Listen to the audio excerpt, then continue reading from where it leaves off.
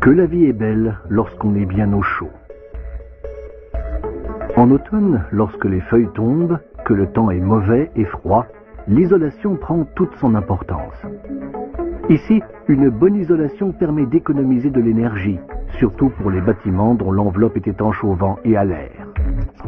Nous connaissons les isolants fossiles à base de pétrole, comme le polystyrène expansé ou XPS, la laine de verre, et les isolants basse énergie, écologiques, en cellulose. Le même support énergétique permet de fabriquer 26 fois plus d'isolants en cellulose qu'en polystyrène. Pour la fabrication de son propre isolant, Isocell utilise du papier recyclé pur, spécialement sélectionné.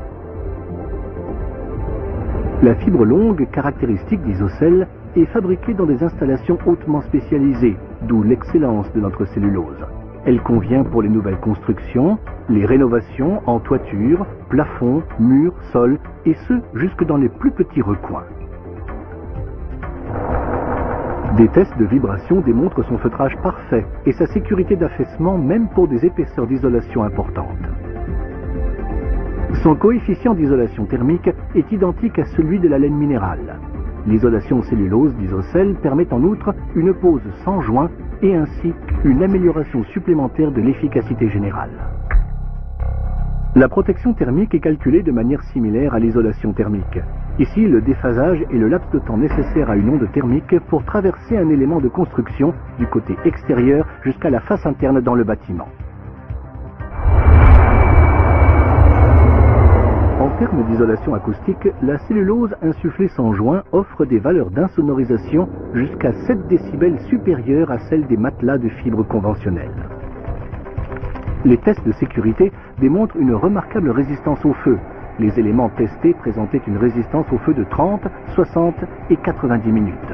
Sa classification incendie est BS2D0.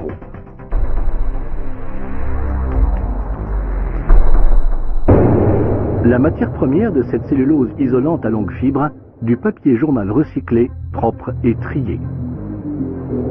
Le matériau déchiqueté est broyé en fibre longue avant d'être rendu ignifuge et imputrescible grâce à des sels. Selon les domaines d'application, la fibre sera conditionnée de manière standard ou en big bags avant d'être livrée directement sur le chantier. L'étanchéification de l'enveloppe du bâtiment contre les intempéries est réalisée de l'extérieur et de l'intérieur contre l'humidité. Cela offre une isolation idéale et optimise l'efficacité énergétique. La qualité de l'air est améliorée, l'isolation et les autres composants de la structure sont protégés contre l'infiltration d'air chaud et humide, de l'eau de condensation, des moisissures et de la décomposition. De minuscules fuites dans l'étanchéification peuvent déjà laisser passer d'importantes quantités d'air et entraîner ainsi des dommages importants, des courants d'air et des ponts thermiques. La recherche des fuites est effectuée avec le procédé Blauer-Door, qui travaille d'abord en dépression et ensuite en surpression. Les fuites sont visualisées avec de la fumée et des instruments de mesure. Lors de la construction, ces fuites peuvent être éliminées simplement. En cas de rénovation, ce procédé permet d'obtenir de précieuses informations pour l'élimination des dommages. La maison est alors respirante, mais étanche à l'air. Depuis le camion, l'isolant cellulose est alors insufflé dans les plafonds, sous le toit, dans les murs et les sols.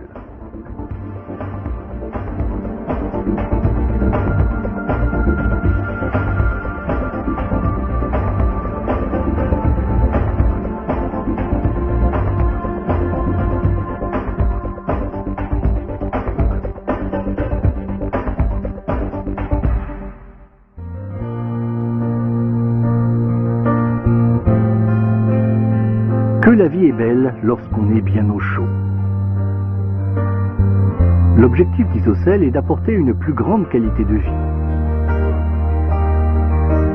Fondée en 1992, l'entreprise s'engage avec passion pour la gestion durable des ressources grâce à l'isolation cellulose écologique et en faveur d'enveloppes de bâtiments étanches à l'air efficaces en bilans énergétiques.